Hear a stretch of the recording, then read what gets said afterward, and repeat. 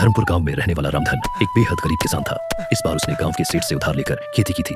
मौसम अच्छा रहा और खेतों में पहली बार फसल बहुत अच्छी आई थी। पूरे परिवार में एक उम्मीद जाग उठी थी। देखो सुनीता, इस बार कितनी अच्छी फसल हुई है। भगवान ने हमारी सुन ली।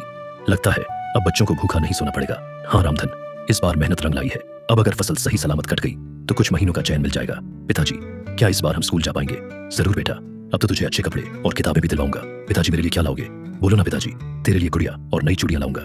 लेकिन शायद किस्मत को ये मुस्कानें राज नहीं आई। शाम ढलते ही आसमान पर काले बादल गिर गए और तेज आंधी के साथ मुस्कान बननी शुरू हो गई। रामधन जल्दी चलो, खेत में पानी भरने लगा है, कहीं सब कुछ न बह जाए। रामधन भागकर खेत पहुंचा। वहां का दृश्य देखकर उसका दिल बैठ गया। खेत पूरा पानी में भर चुका था और सारी फसल भी डूब चुकी थी। अब क्या बचा भगवान? सब कुछ खत्म हो गया। मेरी मेहनत, मेरी उम्मीद सब बह गई। अब बच्चों को क्या खिलाएंगे जी? घर में तो एक मुट्ठी अनाज भी नहीं बचा है। अगले दिन सुबह रामधन सेठ हरिराम के पास गया, जिसके पास से उसने कर्जा लिया था। उसे उम्मीद थी कि शायद सेठ थोड़ा सा समय दे देगा। सेठ जी, बारिश में सब कुछ बर्बाद हो गया, थोड़ी मोहलत दे दीजिए। अगली बार फसल होगी तो सारा कर्ज चुका दूंगा।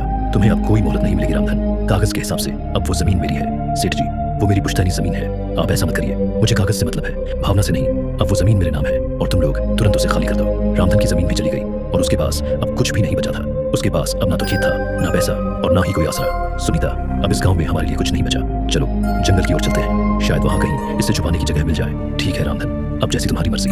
और इसी के साथ एक गरीब किसान अपने टूटे सपनों को समेटे अपने परिवार को लेकर निकल पड़ा अनजाने अंधेरे की ओर।